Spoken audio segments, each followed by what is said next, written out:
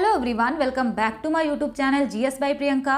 और आज की इस क्लास में हम एक बहुत ही इम्पॉर्टेंट टॉपिक डिस्कस करेंगे, ग्रीन रिवॉल्यूशन। ये जो क्लास है हिंदी और इंग्लिश दोनों लैंग्वेज में होगी। इसका नोट्स आपको हिंदी में भी मिलेगा और इंग्लिश में भी। और यहाँ पे ना ये ऐसा टॉपिक है जिससे कि फैक्चुअल डिटेल कम, कॉन्सेप्चुअल क्लैरिटी ज़्यादा पूछी जाती है।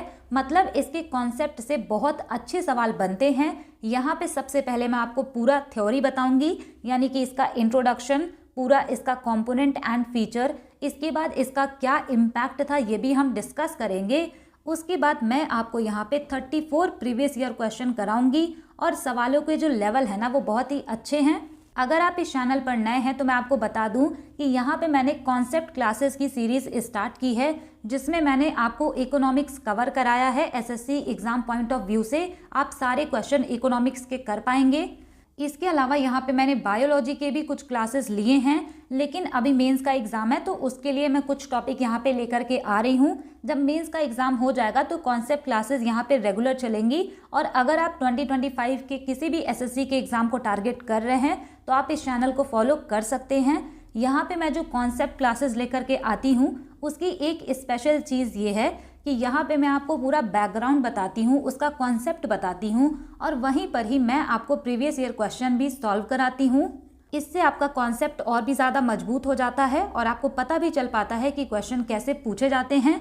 इसके अलावा एक चीज़ मुझे और बतानी थी कि अगर आपको किसी भी चीज़ का पीडीएफ चाहिए, जो भी मैं यहाँ पे क्लासेस लेती हूँ, तो इसका पीडीएफ क्लास लेने के कुछ घंटे बाद मैं अपने टेलीग्राम चैनल पे अपलोड कर देती हूँ। तो आप मेरा टेलीग्राम चैनल ज्वाइन कर लीजिएगा, वहाँ पे आपको सारा पीडीएफ मिल जाएगा। चलिए फिर क्लास को स्टार्ट करते हैं। ग्रीन रिवॉल्यूशन, ग्रीन रिवॉल्यूशन को हिंदी में कहते हैं हरित क्रांति। अब ये जो ग्रीन रिवॉल्यूशन है ना, ये सबसे पहले इंडिया में नहीं आया था, ये सबसे पहले मैक्सिको में आया था, लेकिन वहाँ से इंस्पायर्ड होकर के ही ये इंडिया में भी इंट्रोड्यूस किया गया।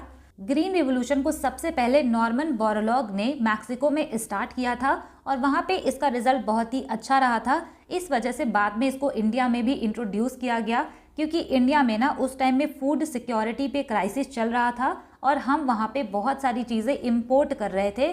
इस वजह से फूड सिक्योरिटी को इंश्योर करने के लिए इसको इंडिया में भी इंट्रोड्यूस किया गया। यहाँ पे लिखा भी है मैंने, green revolution in India was initiated in the 1960s by introducing high yielding varieties of rice and wheat to increase the food production in order to alleviate hunger and poverty.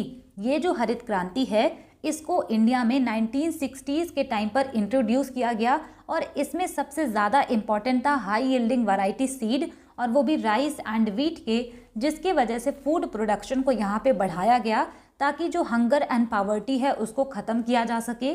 यहाँ पे आप देख पा रहे होंगे कि पर्टिकुलर ईयर नहीं लिखा हुआ है, 1960s लिखा हुआ है। तो ये जो ग्रीन रिवॉल्यूशन था ना, ये एक ग्रेजुअल प्रोसेस था, यानी कि कोई पर्टिकुलर ऐसा ईयर नहीं था कि हम एग्जैक्ट टाइम बता सके कि इसी टाइम पे हुआ था। लेकिन इसके अलावा भी जो टेक्नोलॉजिकल रिवॉल्यूशन है वो अक्टूबर 1965 में लॉन्च हुआ था। तो अगर आपको कभी भी एग्जाम में ये पूछे पर्टिकुलर ईयर दे करके कि किस ईयर में ग्रीन रिवॉल्यूशन स्टार्ट हुआ था, तो 1965 से 68 के बीच का जो भी ईयर है उसको आप आंसर मार्क करेंगे। ये जो रिवॉल्यूशन था इसको अलग अलग नाम से उस टाइम पे लोग कहते भी थे। कोई कहता था कि ये न्यू एग्रीकल्चरल स्ट्रैटेजी है, कोई कहता था कि ये सीड फर्टिलाइजर वाटर टेक्नोलॉजी है, लेकिन इसका सबसे पॉपुलर नाम है ग्रीन रिवॉल्यूशन। इसके अलावा यहाँ पे सबसे फेमस सवाल एग्जाम में ये बनता है कि फादर ऑफ ग्रीन रिवॉल्यूशन कौन कहे जाते हैं, तो नॉर्मन बोरलॉग को father of green revolution in the world कहा जाता है। यानी कि अगर पूरे वर्ल्ड में बात करें तो नॉर्मन बोरलॉग। अगर आपसे पूछे कि father of green revolution in India किसको कहते हैं, तो वो कहते हैं एमएस स्वामीनाथन जी को। यहाँ पे मैं आपसे एक छोटा सा सवाल पूछूंगी कि ये जो ग्रीन रिवॉल्यूशन है ये इंडिया में किस 5 ईयर प्लान के टाइम पर आया था, ये आप मुझे कमेंट करके बताएंगे। नेक्स्ट हम यहाँ पे बात करते हैं कि ये जो ग्रीन रिवॉल्यूशन था इसका फीचर क्या था, यानी कि इसकी विशेषता क्या थी। फर्स्ट यहाँ पे था यूज़ ऑफ HYV सीड, यानी कि हाई यील्डिंग वैरायटी सीड्स का यहाँ पे यूज़ किया जा रहा था। जब भी हम ग्रीन रिवॉल्यूशन के बारे में पढ़ते हैं तो हम HYV सीड्स के बारे में ज़रूर पढ़ते हैं, क्योंकि HYV सीड्स की वजह से ही ये पूरा रिवॉल्यूशन हुआ था। नेक्स्ट यहाँ पे बात आती है use of fertilizers, manures and chemicals. Green revolution पे फर्टिलाइजर एंड केमिकल्स के यूज पे बहुत ज़्यादा ध्यान दिया गया। थर्ड यहाँ पे है मैकेनाइजेशन ऑफ फार्मिंग। तो जो भी हमारा फार्मिंग उस टाइम पे हो रहा था ट्रेडिशनल मेथड से, तो यहाँ पे उसका मैकेनाइजेशन हुआ। इसका मतलब कि मशीनों का और भी ज़्यादा यूज़ किया जाने लगा, जैसे कि ट्रैक्टर एंड थ्रेशर। नेक्स्ट यहाँ पे पॉइंट आता है मल्टीपल क्रॉपिंग पैटर्न या फिर क्रॉप रोटेशन। तो ग्रीन रिवोल्यूशन के टाइम पर मल्टीपल क्रॉपिंग पैटर्न को भी इंट्रोड्यूस किया गया, जिसको कि हम क्रॉप रोटेशन भी बोलते हैं। इसका मतलब ये है कि जो सेम लैंड है वहाँ पे 2 या 2 से ज़्यादा टाइप की क्रॉप को उगाया जाने लगा। ये है इसका फोर्थ पॉइंट। अगर हम बात करें इसकी फिफ्थ पॉइंट की, तो बेटर इंफ्रास्ट्रक्चर फैसिलिटीज़ यहाँ पे प्रोवाइड की गई थी ग्रीन रिवोल्यूशन के टाइम पे। क्योंकि अगर हम यहाँ पे बात कर रहे हैं फूड प्रोडक्शन को इंक्रीज करने की, और यहाँ पे इरिगेशन की फैसिलिटी अच्छी ना हो, वेयर हाउसिंग की फैसिलिटी अच्छी ना हो, मार्केटिंग की फैसिलिटी अच्छी ना हो, तो ये जो क्रॉप का प्रोडक्शन है ये बहुत अच्छे से नहीं हो सकता। इसी वजह से इसके टाइम पर जो भी इंफ्रास्ट्रक्चर फैसिलिटीज़ है उसको भी प्रोवाइड किया गया। Sixth and most important point यहाँ पे एक ये भी बनता है कि इस टाइम पे इम्प्रूव्ड क्रेडिट फैसिलिटीज़ को इंट्रोड्यूस किया गया, यानी कि जो भी फार्मर्स हैं उनको लोन की फैसिलिटी बहुत ही अच्छी मिले, इस पे भी ध्यान दिया गया। और इसी की वजह से नाबार्ड को इस्टेब्लिश किया गया। यहाँ पे आपको एक एक लाइन पे ध्यान देते हुए चलना है, क्योंकि इससे भी क्वेश्चन पूछे जा चुके हैं। नेक्स्ट हम यहाँ पे बात करते हैं कि ये जो ग्रीन रिवोल्यूशन था इसके कितने फेज थे। इसके 2 फेज थे, और ये क्वेश्चन CPU 2024 में पूछा गया है। ग्रीन रिवोल्यूशन का पहला फेज स्टार्ट होता है मिड 1960s से लेकर के मिड 1970s तक। अब ये जो फेज 1 है उसमें क्या इंपॉर्टेंट चीज़ें हुई, तो इसमें जो HYV सीड्स है ना उसको इंट्रोड्यूस किया गया उन स्टेट्स में जो कि बहुत ज़्यादा वेल्दी थे, यानी कि रिच थे, जैसे कि पंजाब, आंध्र प्रदेश एंड तमिलनाडु, यानी कि जो वेल्दियर स्टेट्स थे HYV सीड्स वहाँ पे इंट्रोड्यूस किए गए। The benefits of HYV seeds were primarily seen in the regions focused on wheat cultivation. High yielding variety seeds का बेनिफिट उन्हीं स्टेट को हुआ या फिर उन्हीं एरियाज को हुआ जहाँ पे सबसे ज़्यादा फोकस व्हीट कल्टीवेशन पे था। नेक्स्ट हम यहाँ पे बात करते हैं फेज़ 2 की, यानी कि चरण 2 की। ये आता है मिड 1970s से लेकर के मिड 1980s तक। यहाँ पे जो दूसरा फेज था ना, इसमें जो HYV टेक्नोलॉजी थी ये और भी स्टेट्स तक पहुँचाई गई, ताकि और भी जो हमारे फार्मर्स हैं उनको भी बेनिफिट मिले। यहाँ से आप एक चीज़ ये भी देख पा रहे होंगे कि व्हीट कल्टीवेशन पे प्राइमरी फोकस था फेज़ 1 के टाइम पे, लेकिन फेज़ 2 के टाइम पे इन्होंने और भी क्रॉप्स जो थी उस पर भी ध्यान दिया, जैसे कि राइस, उसको भी इन्होंने यहाँ पे फोकस में लाया। यहाँ पे एक एक पॉइंट इंपॉर्टेंट है और इन सब से सवाल बने हैं। यहाँ पे मैंने आपको जो भी चीज़ें बताई हैं वो हिंदी में भी लिखा हुआ है। नेक्स्ट हम यहाँ पे बात करते हैं कि जो ग्रीन रिवोल्यूशन था इसका इम्पैक्ट क्या था या फिर इसका अचीवमेंट क्या था।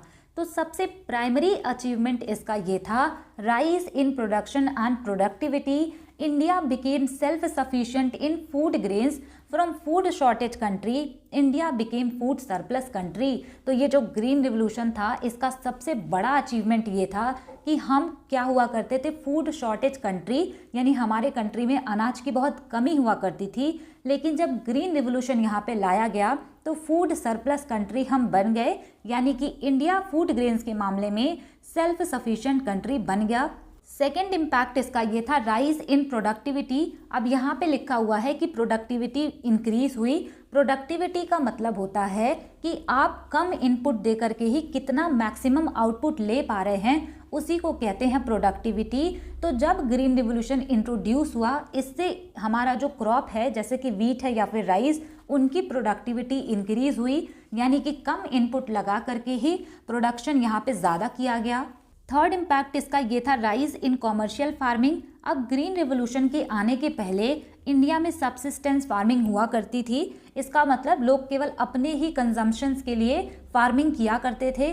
लेकिन जब ग्रीन रिवोल्यूशन इंट्रोड्यूस हुआ, HYV सीड्स यहाँ पे आई और मॉडर्न टेक्नोलॉजी से यहाँ पे फार्मिंग होने लगा, तो कॉमर्शियल फार्मिंग भी इंक्रीज हुआ। कॉमर्शियल फार्मिंग यहाँ पे इंक्रीज होने का एक रीज़न ये भी था कि गवर्नमेंट की तरफ से मिनिमम सपोर्ट प्राइस भी अनाउंस किए गए थे। इसका फोर्थ इम्पैक्ट था, stability in food grain prices. अब यहाँ पे इकोनॉमिक्स तो आपने पढ़ा है, आपको पता है कि अगर किसी भी चीज़ की सप्लाई कम हो और डिमांड ज़्यादा हो तो उसके प्राइस अपने आप ही बढ़ते जाते हैं। इसी वजह से पहले क्या होता था कि फूड ग्रेन के प्राइसेस बहुत ज़्यादा हुआ करते थे इंडिया में, लेकिन जब ग्रीन रिवॉल्यूशन आया तो उस टाइम पे सप्लाई ज़्यादा होने लगी, तो फूड ग्रेन का जो प्राइस है वो भी स्टेबिलिटी पे आ गया, यानी कि प्राइस स्टेबल रहने लगा।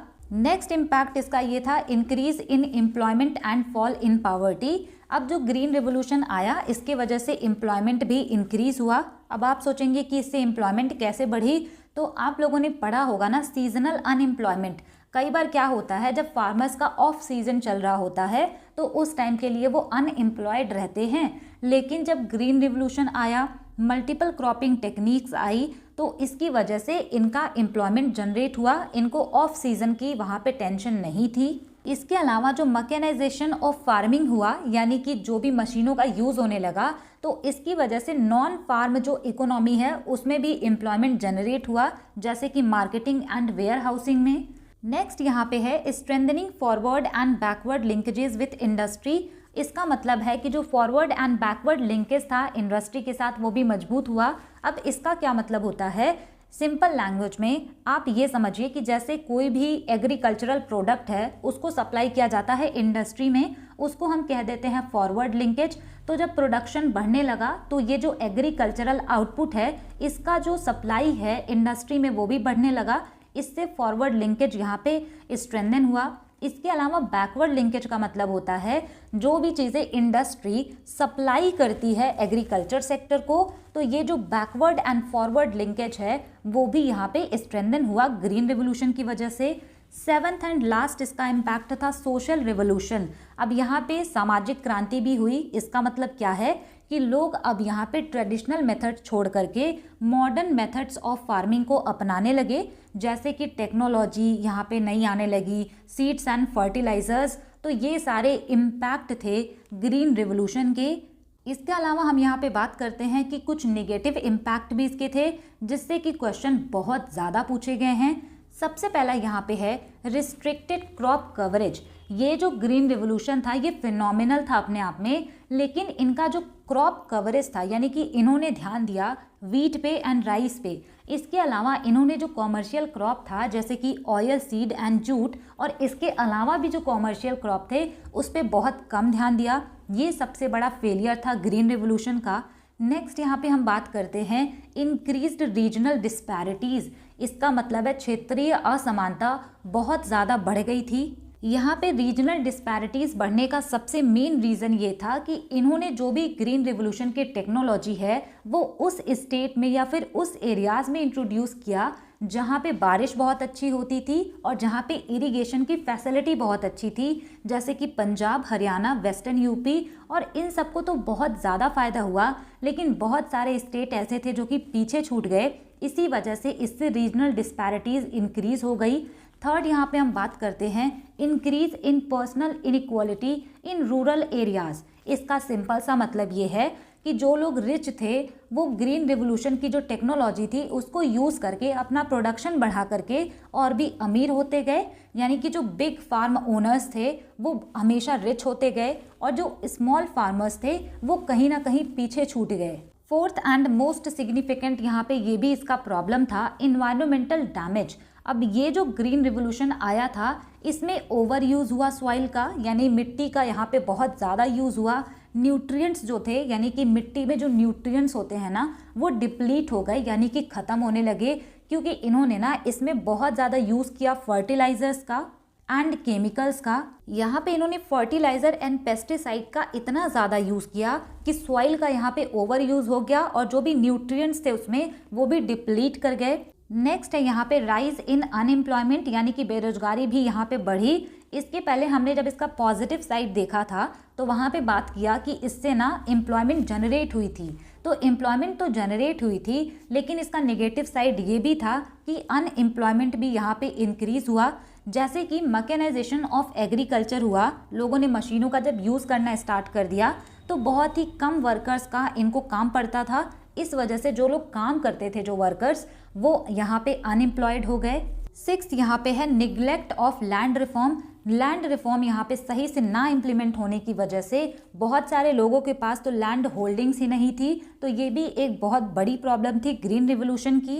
इसके नोट्स आपको हिंदी में भी मिल जाएंगे और मैंने आपको ना यहाँ पे ग्रीन रिवोल्यूशन से जो भी चीज़ें रिलेटेड थी, यानी कि उसका इंट्रोडक्शन, उसका इम्पैक्ट और उसका क्या फेलियर रहा, ये सारी चीज़ें हमने डिस्कस कर ली हैं। अब यहाँ से आपको करना है प्रीवियस ईयर क्वेश्चन। 34 क्वेश्चंस मैंने यहाँ पे लिए हैं जो कि CGL, CHSL, GD और CPO में पूछे गए हैं 2024 में। लेटेस्ट क्वेश्चन यहाँ पे हम करेंगे और यहाँ पे सबसे पहले क्वेश्चन आप अटेम्प्ट करेंगे, उसके बाद ही आप इसका सोल्यूशन देखिएगा। अभी तक मैंने आपको जो भी चीज़ें बताई वो आपने सही से सीखा या नहीं, वो अब यहाँ से आपको पता चल जाएगा। तो चलिए स्टार्ट करते हैं question number 1। What was the main objective of the second green revolution in India. यहाँ पे आपसे पूछा है कि सेकेंड ग्रीन रिवोल्यूशन जो इंडिया में आया था उसका लक्ष्य क्या था। अब यहाँ पे सेकेंड ग्रीन रिवोल्यूशन का मतलब है ग्रीन रिवोल्यूशन का जो सेकेंड फेज आया था। पहला यहाँ पे लिखा हुआ है increasing the use of chemical fertiliser and pesticide, तो ये नहीं हो सकता क्योंकि ये तो एम था पहले ग्रीन रिवोल्यूशन में, यानी कि फर्स्ट फेज में। सेकेंड यहाँ पे लिखा हुआ है food security in western states, तो ये नहीं है। थर्ड यहाँ पे राइट आंसर बनेगा focusing on holistic development in agriculture, यानी कि जो कृषि का समग्र विकास हो, यानी कि होलिस्टिक डेवलपमेंट हो, उस पे इसमें जोर दिया गया था। नेक्स्ट क्वेश्चन है यहाँ पे which of the following statements correctly defines the green revolution. यहाँ पे आपसे पूछा है कि ग्रीन रिवोल्यूशन के बारे में कौन सा स्टेटमेंट एकदम करेक्ट है। पहला स्टेटमेंट है it is a new strategy in agriculture to produce food grain specially wheat and rice. यहाँ पे कह रहे हैं कि ये एग्रीकल्चर की एक स्ट्रैटेजी थी जिसमें कि फूड ग्रेन की प्रोडक्शन को बढ़ावा देने के लिए इसको लाया गया था, जैसे कि wheat and rice. Right answer ये ऑप्शन ए ही होगा। सेकंड वाला इन्होंने ऑप्शन लिखा है कि इसका पर्पस था कि हर चीज़ों के लिए ग्रीन कलर यूज़ करे, तो ये तो नहीं हो सकता। थर्ड स्टेटमेंट में लिखा हुआ है कि इसका ये ऑब्जेक्टिव था कि जो फॉरेस्ट कवर का शेयर है उसको बढ़ाया जाए, तो ये भी नहीं है। यहाँ पे इन्होंने लिखा है कि हर्बल प्रोडक्ट का यूज़ करने के लिए ग्रीन रिवोल्यूशन आया था, तो ये भी यहाँ पे नहीं होगा। बहुत ही इजी ये क्वेश्चन इन्होंने बनाया था और ये सारे क्वेश्चन जो हम डिस्कस कर रहे हैं वो CGL 2024 के हैं। थर्ड क्वेश्चन है यहाँ पे the green revolution technology resulted in an increase in production of cereal production from 72.4 million tons in 1965-66 to dash million tons in 1978-79।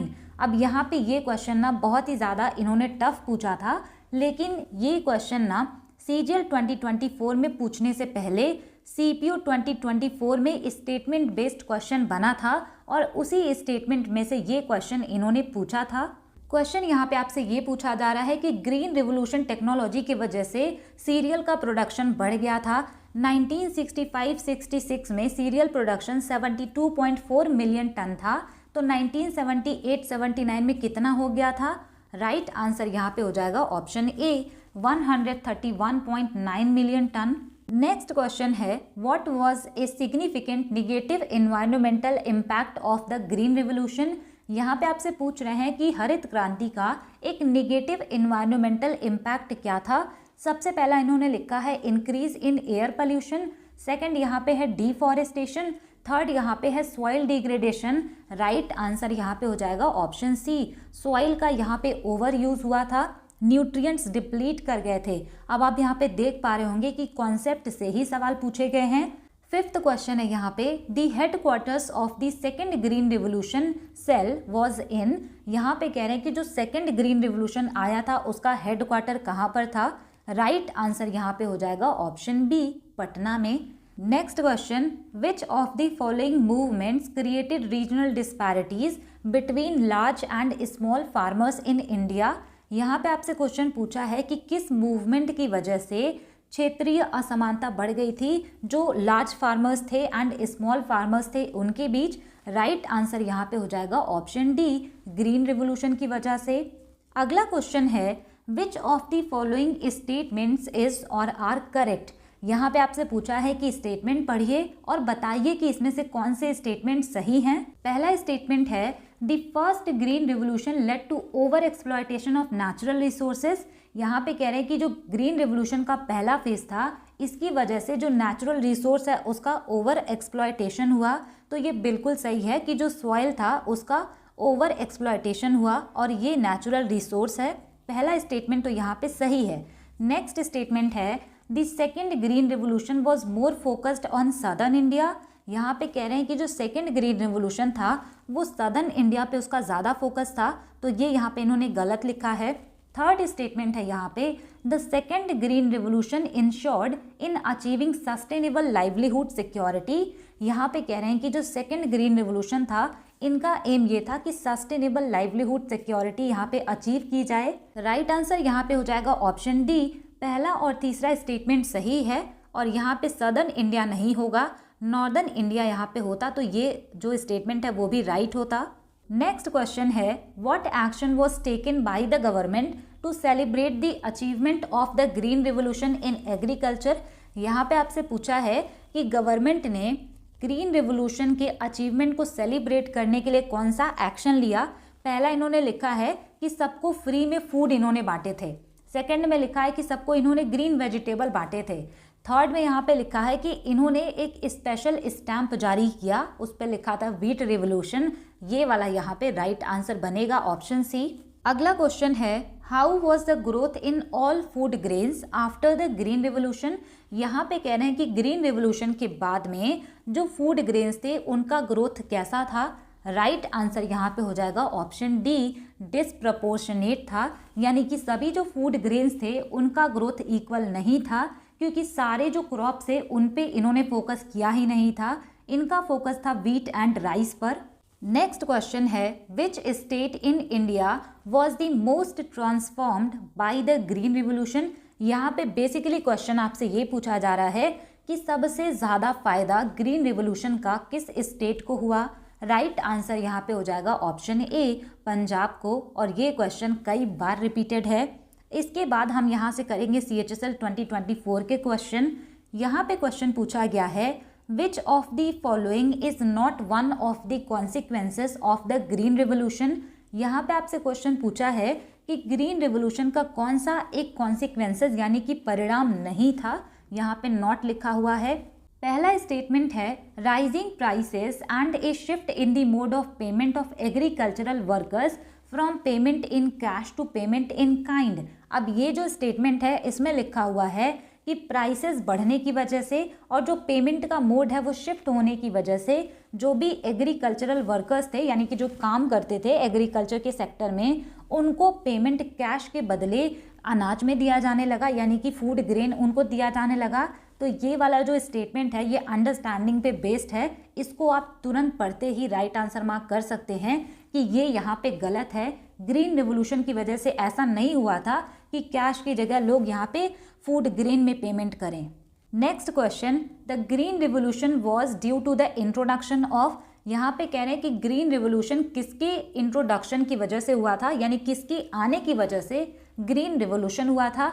Right answer यहाँ पे हो जाएगा ऑप्शन सी, HYV सीड्स यानी कि हाई यील्डिंग वैरायटी सीड्स जो थी इसी के वजह से पूरा का पूरा ग्रीन रिवोल्यूशन हुआ था।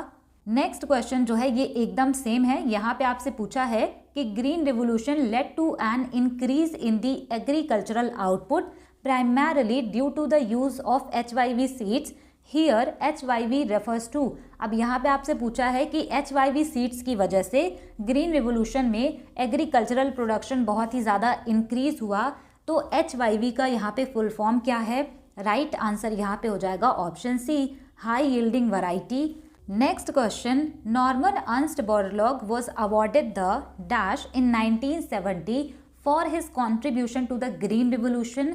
यहाँ पे आपसे क्वेश्चन पूछा है कि नॉर्मन बोरलॉग को 1970 में ग्रीन रिवोल्यूशन में योगदान देने के लिए कौन सा अवार्ड दिया गया।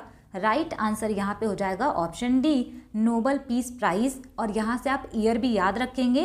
नेक्स्ट क्वेश्चन है which of the following statements about green revolution is और आर करेक्ट। यहाँ पे आपसे पूछा है कि ग्रीन रिवोल्यूशन के बारे में कौन सा स्टेटमेंट करेक्ट है।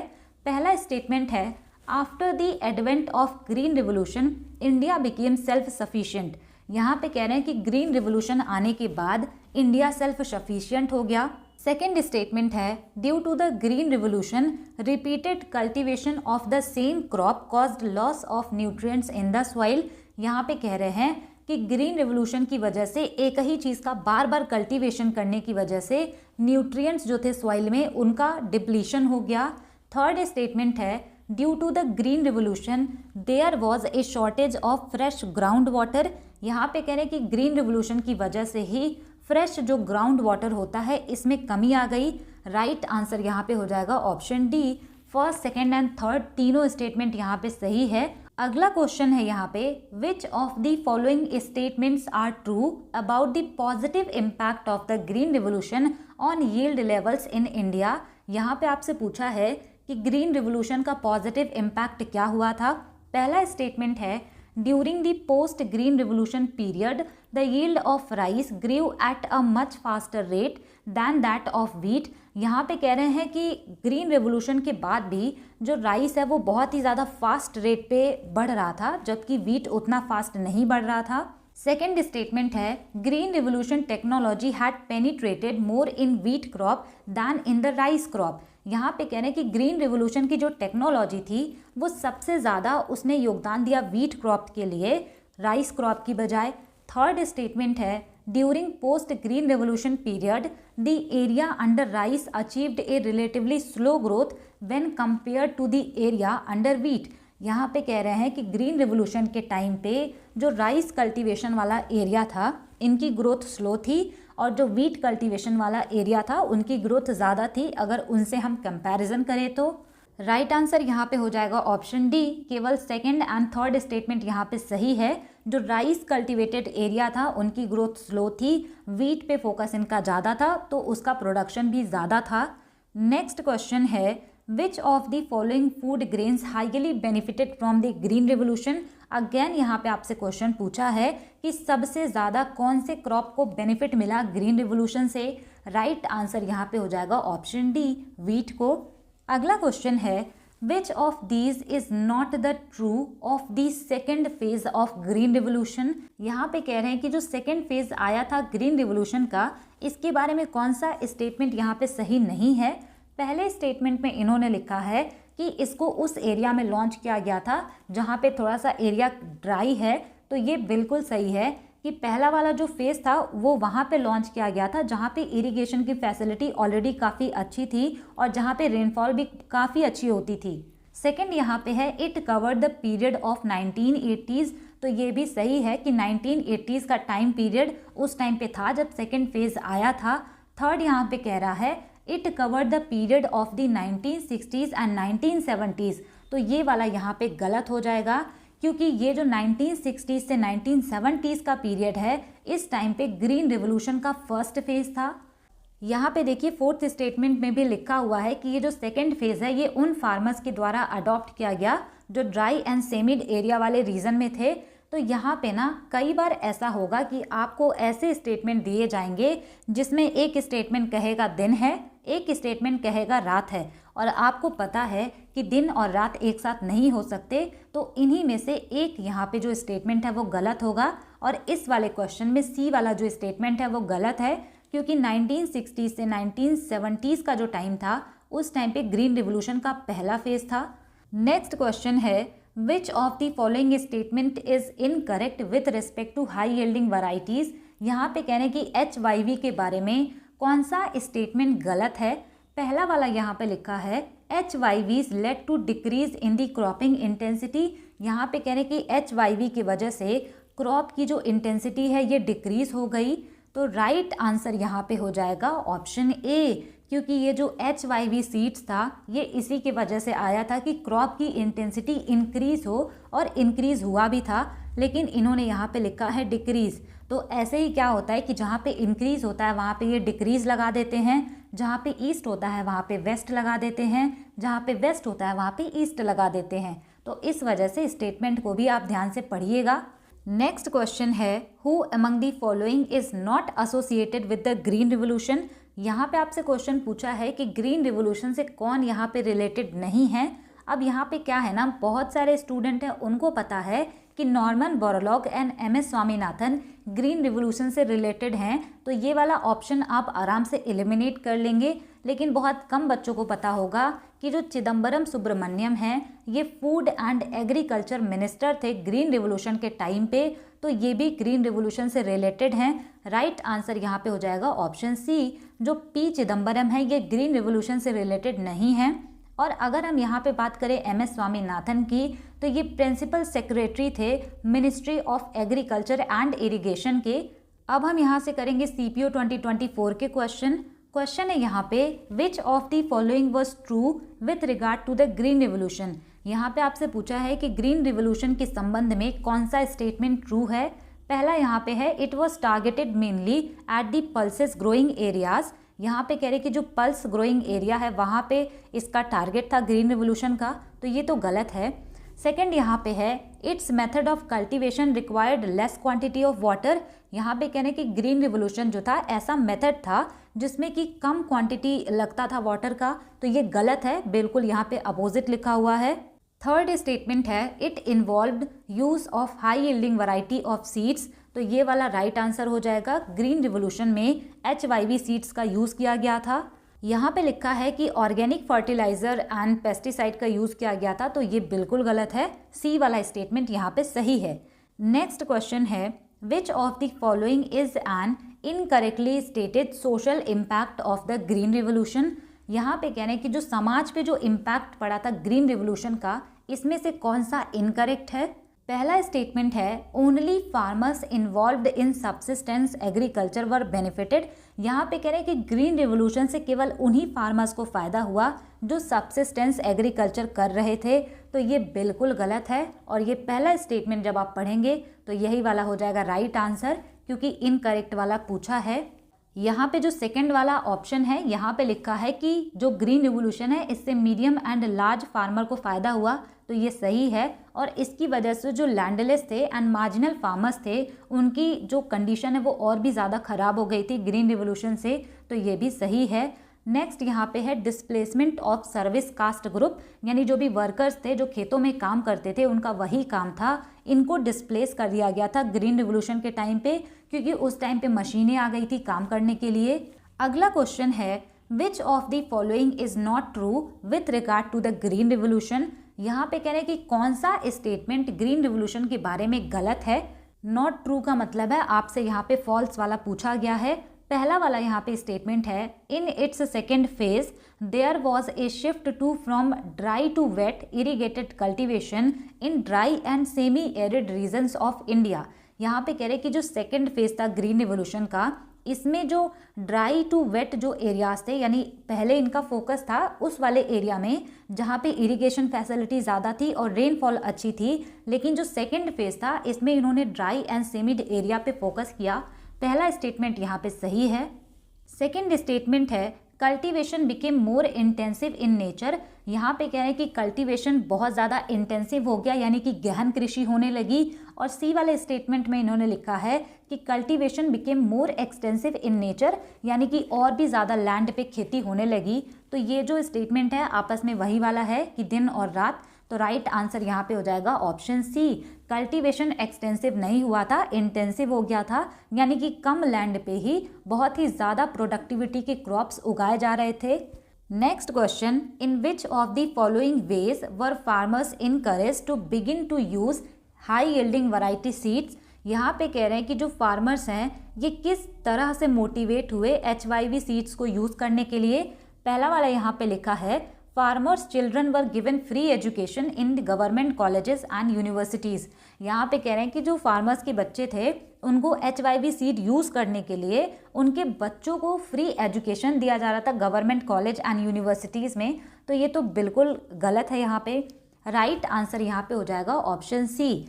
The government provided seeds and other inputs at prices lower than those prevailing in the market, यानी कि जो भी सीड और जो भी इनपुट्स लग रहे थे एग्रीकल्चर में वो मार्केट में जितने प्राइस पे मिल रहे थे गवर्नमेंट उससे भी कम प्राइस पे HYV सीड्स दे रही थी।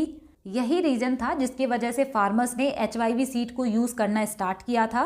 नेक्स्ट क्वेश्चन है read the following about the green revolution in India. यहाँ पे कह रहे हैं कि हरित क्रांति के बारे में ये जो चीज़ें लिखी हैं इसको पढ़िए और करेक्ट स्टेटमेंट बताइए। अब यहाँ से जो क्वेश्चन हम कर रहे हैं और 34th तक जो क्वेश्चन हम करेंगे वो SSC GD 2024 के क्वेश्चंस हैं। पहला स्टेटमेंट है the green revolution in India refers to a period when Indian agriculture was converted into an industrial system due to the adoption of modern methods and technology such as the use of HYV seeds, tractors, irrigation facilities, pesticide and fertilizers। ये question भी बहुत अच्छा है। यहाँ पे इन्होंने कहा है कि ग्रीन रिवोल्यूशन एक ऐसा टाइम पीरियड था इंडिया में जब इंडियन एग्रीकल्चर इंडस्ट्रियल सिस्टम में कन्वर्ट हो गया था, क्योंकि यहाँ पे मॉडर्न मेथड्स अपनाए गए थे जैसे कि HYV seed, tractor, irrigation facility, pesticide and fertilizer. Second statement है it was funded by the US and the Indian government and the Ford and Rockefeller foundation. यहाँ पे आपसे क्वेश्चन पूछा है कि इंडिया में जो ग्रीन रिवोल्यूशन आया इसको US ने फंड किया, इंडियन गवर्नमेंट ने फंड किया एंड फोर्ड एंड रॉकफेलर एक फाउंडेशन है, इन्होंने फंड किया। राइट आंसर यहाँ पे हो जाएगा option C. Both A and B यहाँ पे राइट हैं और ये क्वेश्चन बहुत ही अच्छा है। Next question the green revolution in India primarily focused on improving the production of. Again वही क्वेश्चन, बस पूछने का तरीका अलग है कि ग्रीन रिवोल्यूशन में जो इंडिया में हुआ था इसमें प्राइमरी फोकस किस पर था। राइट आंसर यहाँ पे हो जाएगा option C, wheat and rice पर। अगला क्वेश्चन है read the following about the impact of green revolution in India. यहाँ पे कह रहे हैं कि ग्रीन रिवोल्यूशन का जो इम्पैक्ट हुआ था इंडिया में इसके बारे में स्टेटमेंट पढ़िए और करेक्ट स्टेटमेंट बताइए। पहला स्टेटमेंट है India became self sufficient in food grain and had sufficient stock in the central pool even at times India was in a position to export food grain. तो यहाँ पे लिखा है कि इंडिया सेल्फ सफिशिएंट बन गया था फूड ग्रेन्स में और इंडिया के पास उस टाइम पे इतना स्टॉक था कि वो एक्सपोर्ट कर सकते थे। सेकेंड स्टेटमेंट यहाँ पे है the per capita net availability of food grain has increased. यहाँ पे कह रहे हैं कि जो पर कैपिटा फूड ग्रेन की अवेलेबिलिटी है यानी कि एक एक पर्सन को जो फूड ग्रेन अवेलेबल था उसमें भी इंक्रीज हुआ। तो ये दोनों ही स्टेटमेंट यहाँ पे सही हैं, तो ये वाला आंसर बनेगा बोथ A एंड B। लेकिन एग्जाम में अगर इंक्रीज की जगह डिक्रीज दे देगा तो यहाँ पे ऑप्शन B वाला गलत हो जाएगा और एग्जाम में ऐसा ही होता है। इंक्रीज यहाँ पे जो लिखा है इसको ये लोग बना देंगे डिक्रीज, तो वहाँ पे बहुत सारे बच्चे उसको ध्यान से नहीं पढ़ेंगे और आंसर गलत करके चले आएंगे। इस वजह से एग्जाम में क्वेश्चन भी आप ध्यान से पढ़ा कीजिए। नेक्स्ट क्वेश्चन देखते हैं यहाँ पे which of the following statements is correct regarding the green revolution. Again यहाँ पे पूछा है कि ग्रीन रिवोल्यूशन के बारे में कौन सा स्टेटमेंट सही है। पहला वाला स्टेटमेंट है green revolution made India self reliant इन फूड ग्रेन प्रोडक्शन। तो ये बिल्कुल सही है कि इंडिया जो है सेल्फ रिलायंट बन गया था फूड ग्रेन प्रोडक्शन में।